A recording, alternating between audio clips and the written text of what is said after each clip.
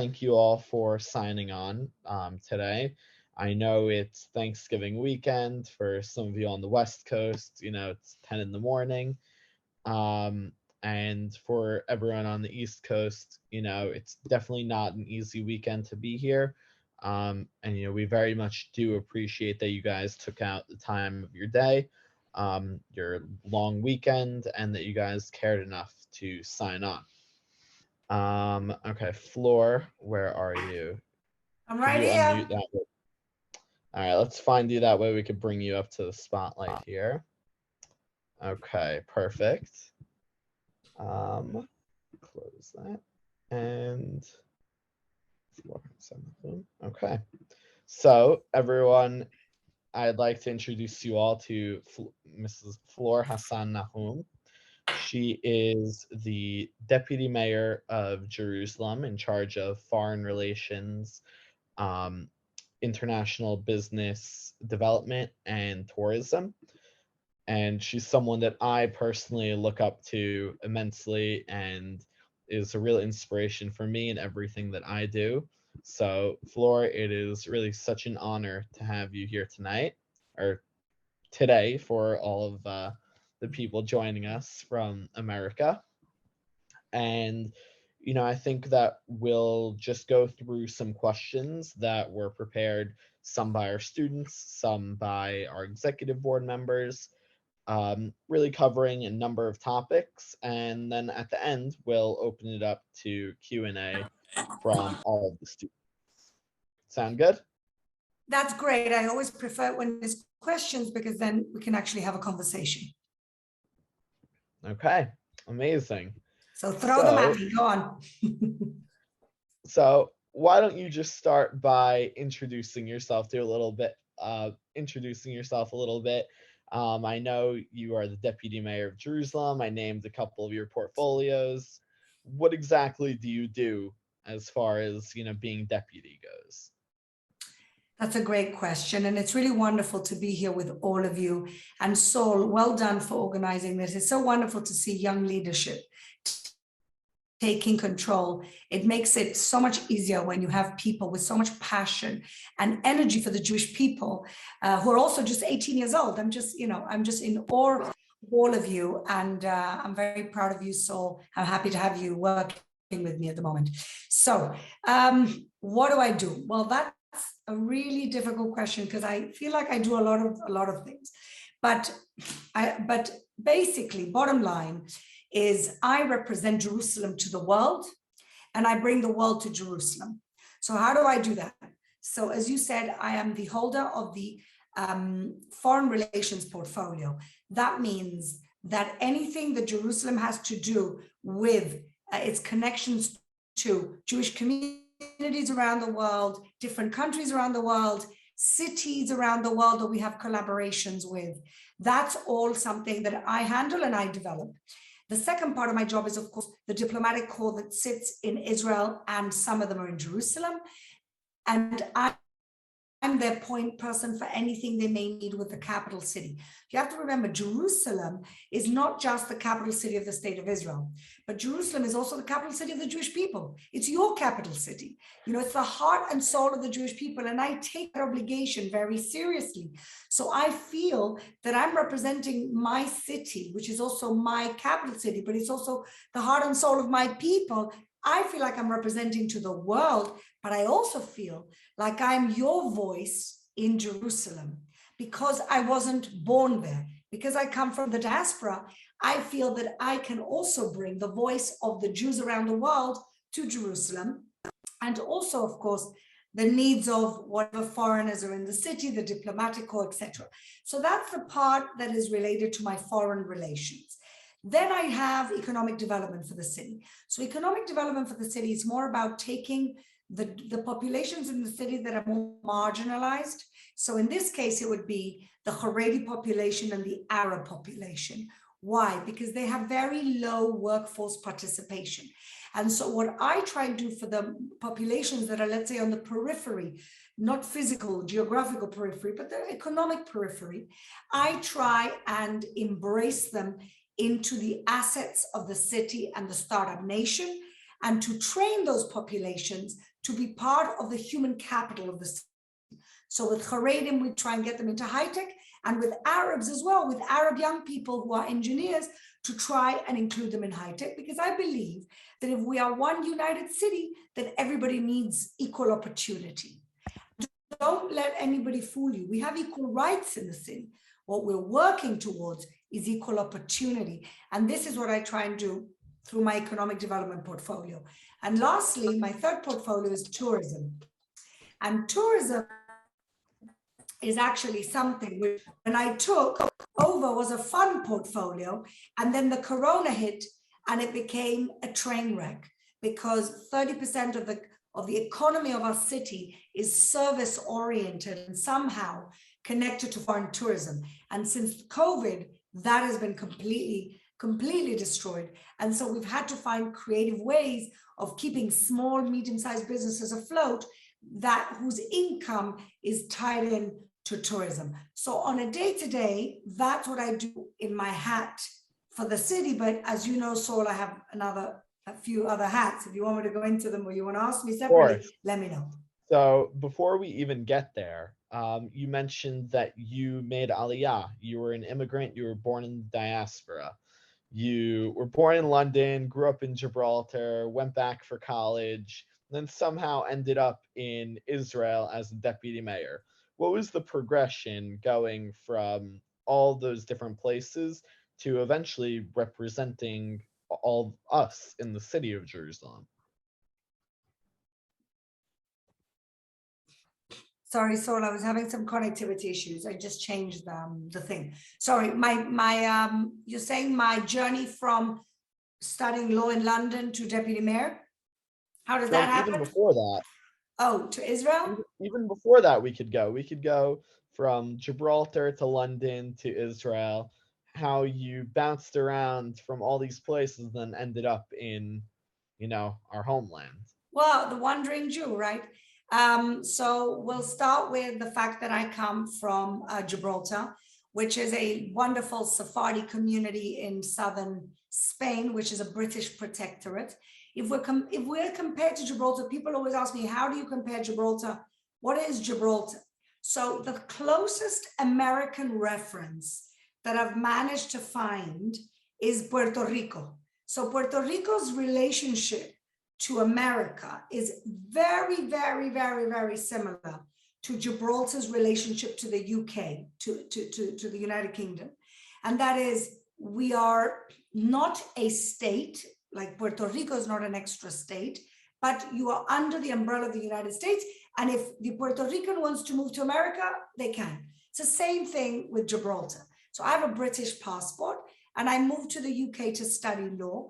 I studied law when I was 18, 19, and I was always a Zionist. So I always knew that somehow I had to wind up in Israel.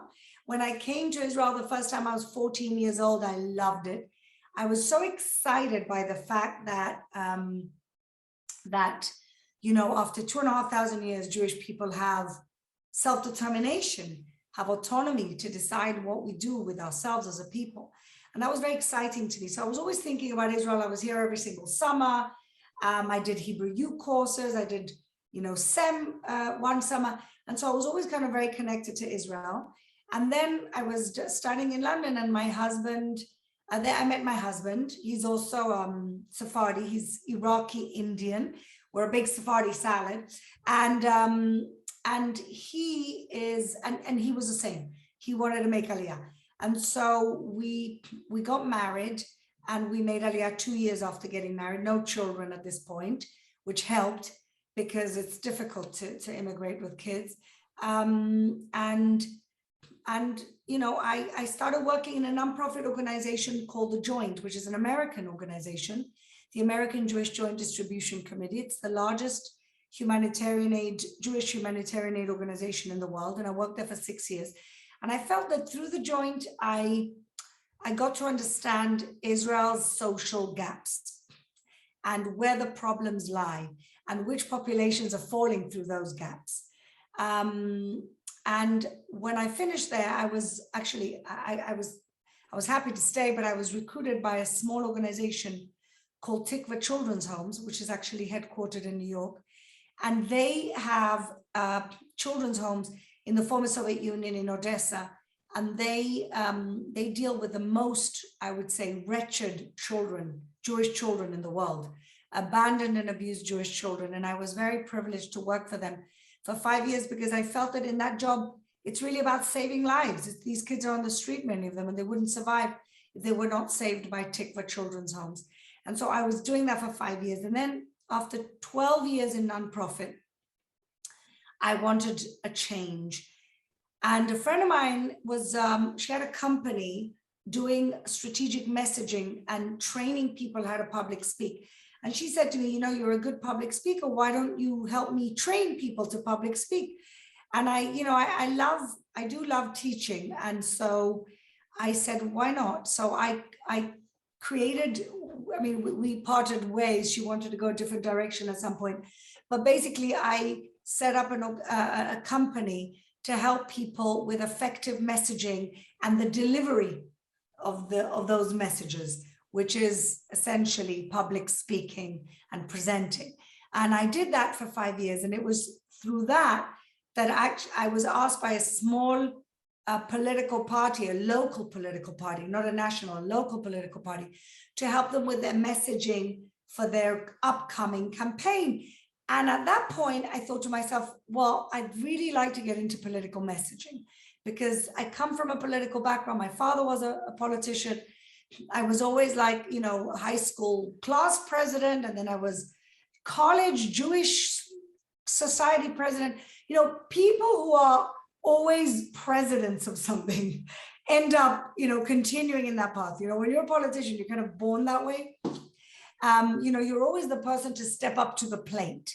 I have 4 children, and I know who's the politician and who isn't. You know, I've got one daughter who's always the one organizing the parties and organizing the class and organizing the present for the teacher and organizing the event. And it's always the same people, and you know who you are, you know? And so that was kind of my path. And then after helping this small political party, they said to me, would you like to run with us? And at that point, you know, it would have been much easier to say no. It's always easier to not do something. But because I believe, because I'm a believer, I'm religious, I think that when Hashem opens a door for you, you walk through that door. I really do believe that. And that was a door. I mean, I was an immigrant. I didn't know any political parties. I didn't know any politicians. I barely learned Hebrew 10 years previously. How on earth am I going to get up and make a speech? So that was kind of what was going through my head. But I thought to myself, if with all of this, Hashem is opening this door for me, then I need to walk through it. And I did. And I ran for city council. I didn't get in initially, which is a lesson in not giving up. And then in 2016, I got in as a city council member. And in 2018, I ran again, and I became, and I was the leader of a party at that point. And I became there's a few deputy mayors. I'm not the only deputy mayor. I'm the only deputy mayor that speaks English. And so that's why I'm doing the foreign relations. And so when I became deputy mayor, when the mayor won the election, he said, what do you want? And I said, I want to be the foreign person for the city. And he said, fine. And that's how I wound up where I wound up. But it's not something that I had sketched out or planned out when I moved to Israel. If somebody would have told me, you know, in 10, 15 years, you're going to be making speeches in Hebrew, I would have said, get out of town. You know, I could barely understand what was going on around me. There we go. Wow. It really is, you know, a bit of a Cinderella story, going from place to place and then moving to a completely new country and somehow ending up the deputy mayor of, you know, this city that is so close to all of our hearts. So, on the topic of the city of Jerusalem specifically, Jerusalem is not a city without controversy. I think that goes without saying. You know, this group that we have here is, you know, the most involve the most educated and the people that are the most aware of the issues currently facing Israel and Jerusalem today. And one of those issues over this past year was the Sheikh Jarrah incident, which caught so much international attention. Would you be able to maybe shed some light on what was really going on there and what the media outlets wouldn't tell us? Absolutely. And I think honestly that it's very sad because I'll tell you honestly, one of the reasons I decided to get into politics in Israel was because I feel very passionately about representing Israel in amongst foreign audiences. And I believe we do a terrible job. And so when somebody's doing a terrible job, you can do two things. You can complain about it, or you can do something yourself. And so for 10 years, I complained about it. And the last 10 years, I've been trying to do something. And the Sheikh Jarrah is classic, a classic story, a case study of how you get the world to believe that Israel is the villain and justify a war as a result of Israel being the villain.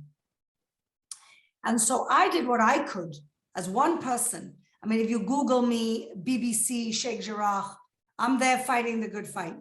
And I believe that the whole thing was engineered, not the story, I'll tell you the story in a minute, but the whole timing of the story was engineered because Hamas felt like having a war. And they told us themselves, I wrote about this, and people are like, oh, what, all incensed. And then Hamas, after the war, said, we wanted a war. And so, I mean, they proved my argument. But I'll tell you what the story of Sheikh Jarrah, because what's really fascinating about the story is that even pro-Israel kids, even religious kids that I've encountered, Saul, you were with me a couple of weeks ago when we went to speak to one of the seminaries, and girls from schools like yours, religious schools and movements, youth movements, Zionists from good homes that believe in Israel were disturbed about this. So obviously there's something here that has not been explained and still has not been explained. So let me see if I can do my part, okay? Sheikh Jarrah is a little area of Jerusalem, of the east part of Jerusalem, which is also called Shimon HaTzadik. Why is it called Shimon HaTzadik? Because Shimon, the Tzaddik, is buried there. And when it was pre-1948, pre-1948, this was a mixed Jewish and Arab neighborhood. The Arabs called it Sheikh Jarrah, and the Jews called it Shimon HaTzadik. And the Jews had bought a lot of land from the Ottoman Empire, which were the rulers of Palestine before the British Mandate of Palestine. We've never had an autonomous Palestinian state, and that's something that people are also very confused about. This was never Palestinian and as in Arab Palestinian. This was Babylonian and Roman and Malmuk. Yeah, there were Muslim rulers at some point 500 years ago. Then they were kicked out. And then eventually in the modern era, we've had in the 19th century, the Ottomans, in the 20th century, the British Mandate after the First World War, okay? So this was never an autonomous Palestinian state. It was a Jewish state, and it was a Jewish kingdom 2,500 years ago. And then from then on, we were kicked out and brought back and kicked out and brought back. That's the history of Jerusalem. Now, so there were Jews living there in land they had bought, which they have title deeds for, from the Ottoman Empire, which was the rulers. In 1948, when we had to fight a war that we didn't start, and the only sin we did was existing. This was when the state of Israel was declared in 1948, and the 4 Arab armies from the Arab countries around us all attacked us at the same time in order to annihilate us. If they would have won, it would have been the second Jewish genocide in 10 years. Okay? Thank God we won, because if we wouldn't have won, we would have been completely killed and slaughtered. Now, when we won, unfortunately, Jordan came and took over. It wasn't theirs originally, and it wasn't theirs in the partition. They took over East Jerusalem. Jordan, in this war, took East Jerusalem, and those houses that belonged to Jews, all of a sudden the Jews had to run away from them because their neighbors were going to be killing them. And so they ran away, and those properties remained their property, but it was taken over by the Jordanians, who said to these Arab families, come, settle in, make yourselves at home. No title deeds. Everybody understood for 50 years that these people were squatting on these properties. In the 1970s, the trust that owns those properties now is owned by trust. The trust that owns those properties came back to court and said, we want them back. This was in the 70s. They've been in court for 40 years. And in those 40 years, they've been offered many solutions. And last week, they were offered the same solution they have been offered for 40 years. And that is, you don't have to leave your homes, pay a very, very, very small rent as a protected tenant. I'm talking about a couple of $100 a year as a protected tenant. Initially, they took it, and then the politicians and the leaders who wanted to make an example of them and want to keep the wound open and want to have an excuse for all these problems, they use their own people, said, don't take the deal. Let's fight. They knew they were going to lose. They were always going to lose. They cannot prove property rights, but it's much better to make a fuss with the foreign media and get unsuspecting people around the world to think the Jews are kicking out people indiscriminately and illegitimately. And the timing was perfect for the war that Hamas wanted to do.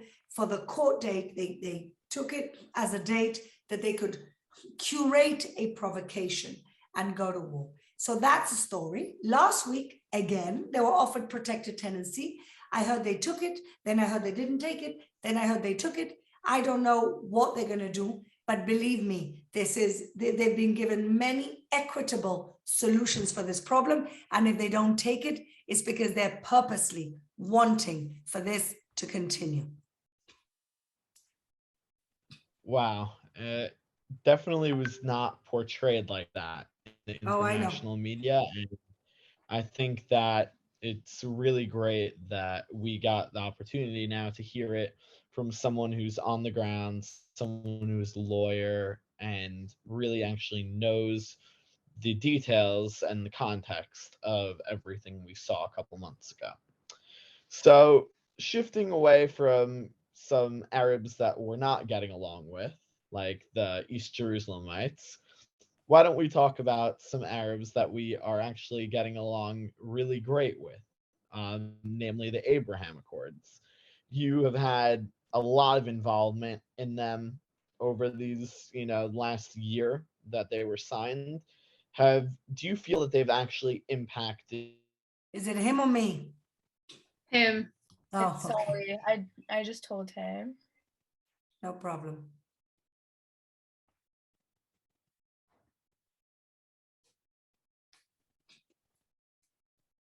Are we back? Yes. Yes, you're back. Now, okay. As I know what he's going to ask me, I'm going to just go ahead and answer my own question. Okay. So what he's going to say is this Abraham Accords and are they just a piece of paper? There you go. You're finishing my sentences now. Yeah, other real peace. Actually, this is one of the only real peaces Israel has ever known. And let me tell you why. Israel's had peace with Jordan and Egypt, but it was a peace that was signed by leaders, never really trickled down to people. And what we see here is a peace that has been signed by leaders, but is all about people. And people are pushing this peace forward because there's been a change of administration here, and there's been a change of administration there. And this is completely people-led. And we can talk about $1 billion of trade. We can talk about the fact that we are being accepted as a regional partner for the first time in the region. There's a lot of firsts, and there's a lot of very significant things. But what I can tell you is, as somebody who's created 2 organizations connected to the Abraham Accords, one is called the UAE Israel Business Council, and the other one is called the Gulf Israel Women's Forum, is that the most significant thing to come out of the last year is not money and trade, it's real friendships. It's the opportunity of being able to talk about Muslims like cousins again, which is what we are. We're both from the house of Abraham here, and we've gotten lost along the way. We've had common enemies, and then we became enemies. And this is not the way to move forward. And I believe everything else in the Middle East will organize itself because of what's going on with the Abraham Accords, which is unprecedented and extremely, extremely exciting. Okay, wow. Switch that. Okay, wow.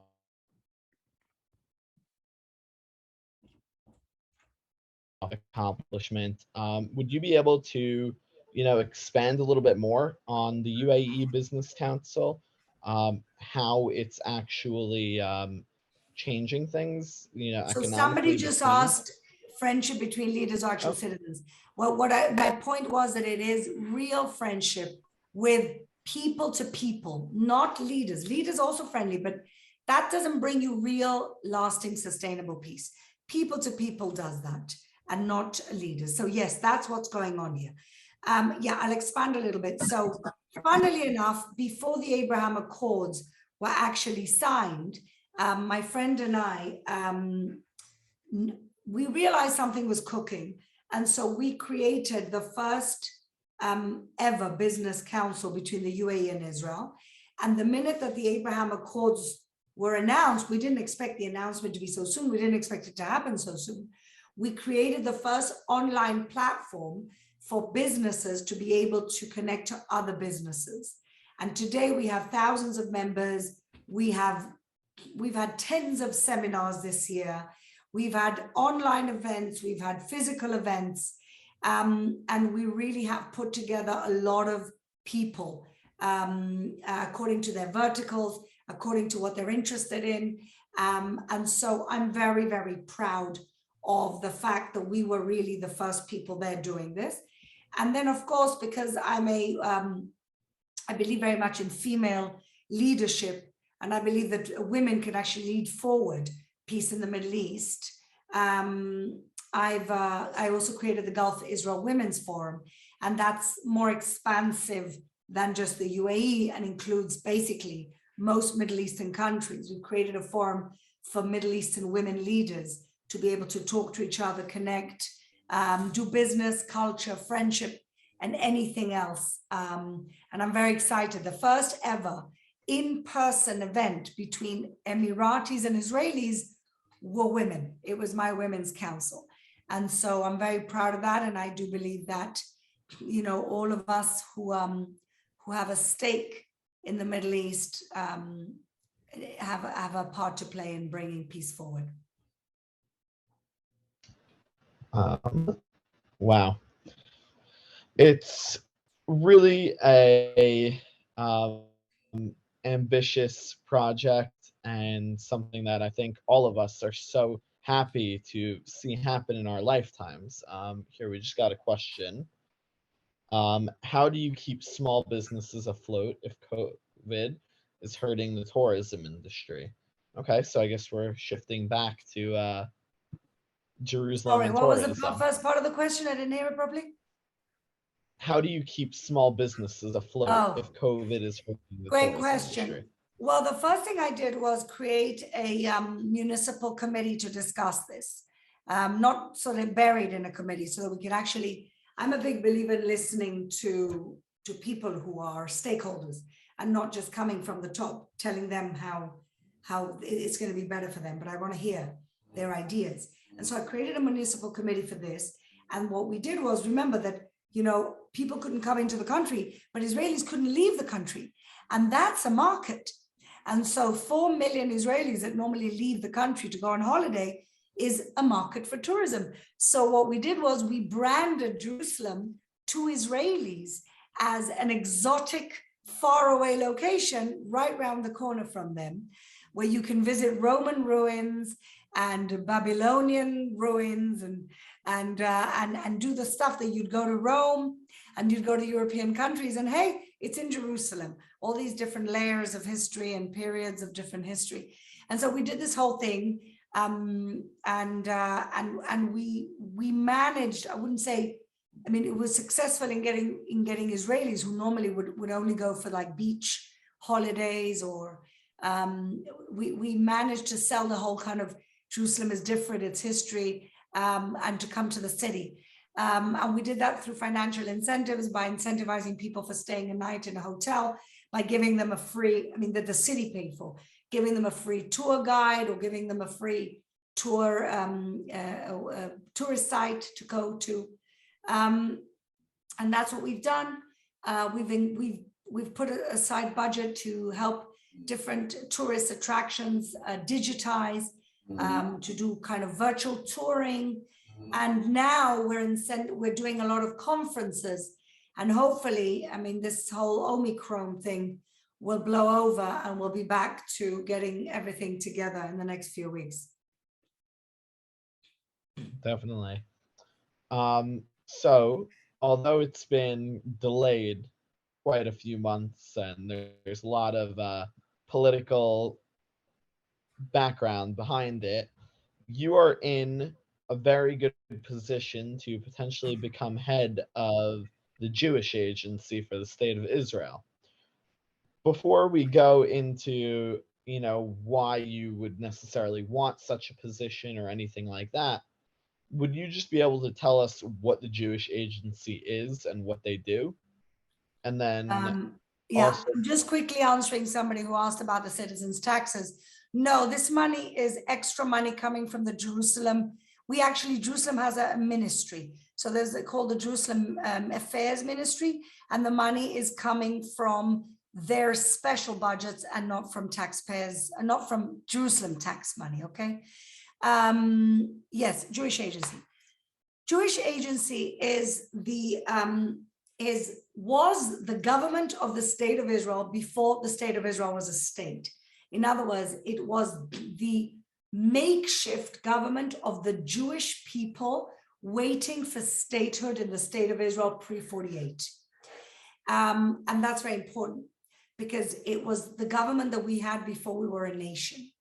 Before we were a state, we were already a nation, of course.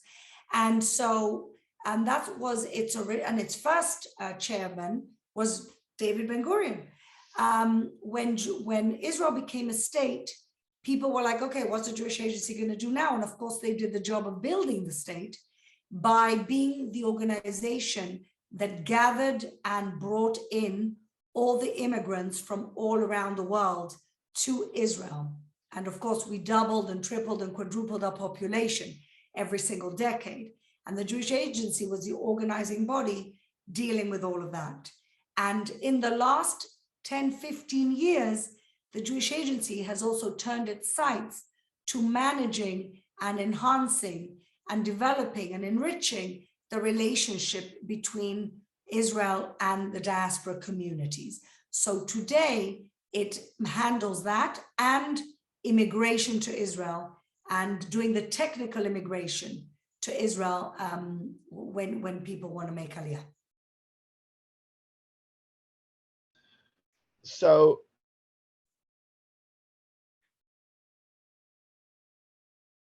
we lost you again, Saul.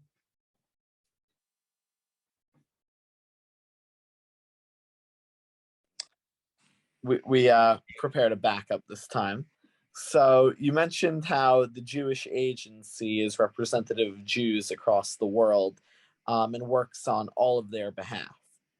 Yes. So mm, how do you define the nature of the Jewish Agency chairmanship that has never had a woman lead it, that has never had a Sephardi lead it? And how do you think that equips you to be the chairman? Well, the fact that we even saying word chairman is already kind of disturbing. But yes, you're right. But that's how people get used to talking.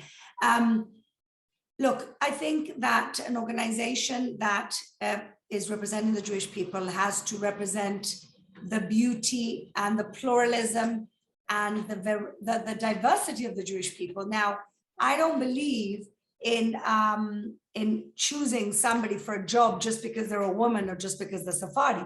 But at the moment, there are 5 out of the 8 candidates are women. So, and all of them incredibly qualified. So the excuse that women are not, are not presenting their candidacy can't be used. The excuse that their women are not qualified enough can't be used. I think I'm one of 2 Sefardis actually presenting, 2 or 3 out of the 8 who's presenting. I'm the only Sephardi woman, of course. And again, I don't think I should be elected because I'm a woman and I'm Sephardi, but I think that when you do have a variety of people, and all of them qualified for this job, then, we should be considering that the leadership should be as diverse as the population is represented.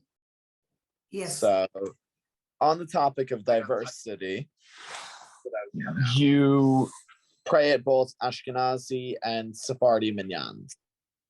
Yes. Israel is a country that has Ashkenazim, Sephardim, Mizrahis, and even Jews that are completely secular and Jews that are Haredi. How do you approach the divide between these groups and solve some of the issues that arise from these internal conflicts? Well, I think that what we have to understand is that that we're one family. Okay, I think that we get lost in all these different definitions, but ultimately we're all one tribe. And whether part of our tribe went through Eastern Europe and the other part went through Iraq or wherever, Egypt or Gibraltar or Syria, we're all one family. And we have to face the world as one family. And so we can have a lot of disagreements amongst ourselves, and that's good. Of course, Jewish families always argue, that's part of our DNA. But ultimately, we can't lose sight of the fact that we're all one people. And we're just a very colorful people because we have a lot of different types and flavors and customs. And that just enhances the beauty of the mosaic that is our people. How do we handle it in the city of Jerusalem? It's complicated, very complicated, because the Haredim, everybody's got somebody that they don't like or they want out of here or they hate. And so I believe, and my DNA is very much about trying to bring different people together, because I believe there's many parts to me. So I'm an Anglo, but I'm Sephardi, I'm a woman, and I'm religious, I'm a feminist. A lot of people would think that all these things don't go together, but ultimately that's not true, because we're all complex beings with different parts of ourselves.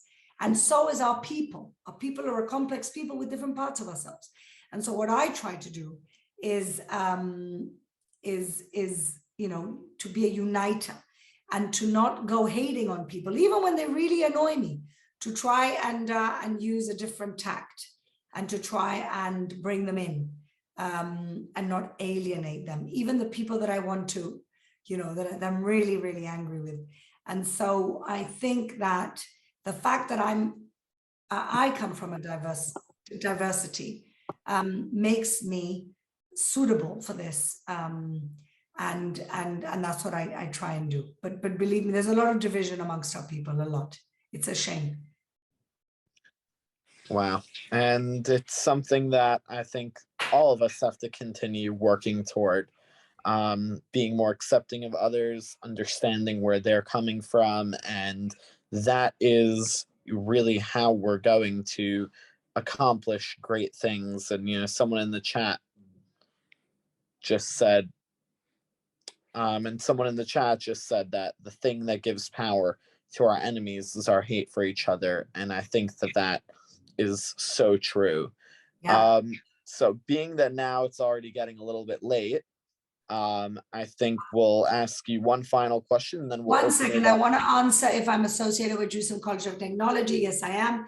They're good friends of mine, and I work very, very closely with them, and they're doing fantastic work in training Haredi, both men and women, and getting them into the workplace. So yes, I do work with them. They're an essential part of our city. So yeah, and anyone else that wants to ask a question, we'll ask this one last one to you, and then we'll open it up to Q&A. So the last question that we prepared for you is that our students will be headed to their college campuses very soon. Some of them in a few months, some of them in a year, 2 years. And it's common knowledge that campuses are not a welcoming environment for Jews, and specifically Jews that support Israel. What would be the one message you have to give to all of these students here about what they're going to encounter and how they can stand up to it? Yes, so basically, I want to say one thing, and I think that you guys are not going to have it easy, because when you go into college, they're going to give you a choice. They're going to say either you're pro-Israel or you're pro-human rights. You can't be both, because Israel is a violator of human rights. There's no two ways about it. That's what they're going to tell you. And I want to tell you two things. One is be confident in your own people. Believe in your own people, and always give your own people, which is your family, the benefit of the doubt. So when you hear another Sheikh Jarrah story, don't automatically assume that what you're hearing is the truth. Go and search for the truth. And there are many platforms that tell you the real story. You can follow me, Stand With Us, many, many different platforms that you can actually find out what's really going on. So never believe what the haters of your people are telling you. Secondly, people respect you more when you respect yourself. Go proud, stand tall. You are part of an incredible tribe that has done what nobody's ever done, and that has solved its own refugee problem, returned to its indigenous homeland after 2,500 years, create a dead language and make it, live again. Take a dead language and make it live again. These are things you have to be so proud of. And so stand tall, and people respect you more. Believe me, wear who you are like armor, because that's what you've got. And the minute they see that you are somehow being apologetic about who you are, where you come from, or who your people is, they will grab onto that. Don't let them. Stand tall, know who you are, know your heritage, and always give your people the benefit of the doubt. Thank you so much for that message. So now the floor is open to anyone that wants to ask Fleur a question. You can type it in the chat, or you could just unmute yourself and ask it. I think we already got one in the chat. What do you think the best way to be involved in Israel advocacy? Well, first of all, you guys are uniquely positioned because you've been brought up in that type of environment. So with the minute you get to campus, find your people.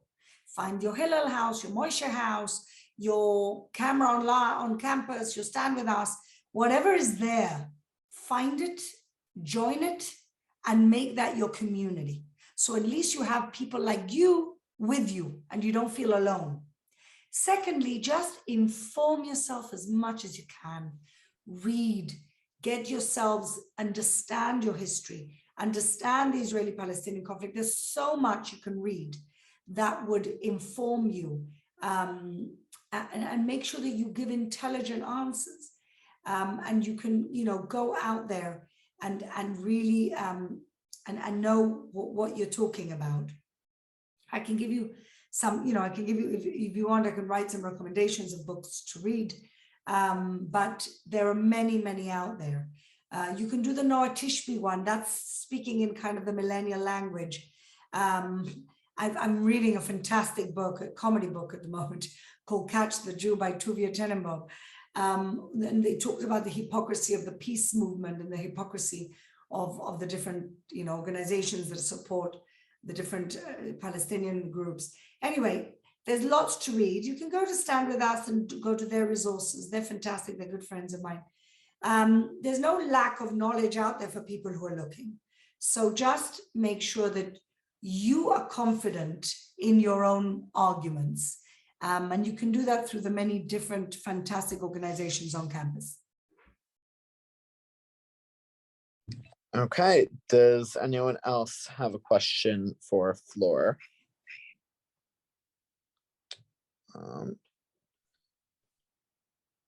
Okay. So if the answer is no, and then as far as the raffle goes, we have all of your names down, and we'll do the wheel and we'll figure out who is getting a pair of AirPods, and we'll be in touch with you about that. All right, thank you so much, everyone. Fleur, thank you for, I know it's Hanukkah, and thank you for taking the time out of your night with your family to speak to us. I'm sure that everyone here tonight appreciated it just as much. And everyone, I can't wait to see you all at our next event. Thank you. Have a good night. Good luck. Thank you so Bye. much. Thank you. Thank you. Hag Bye. Hag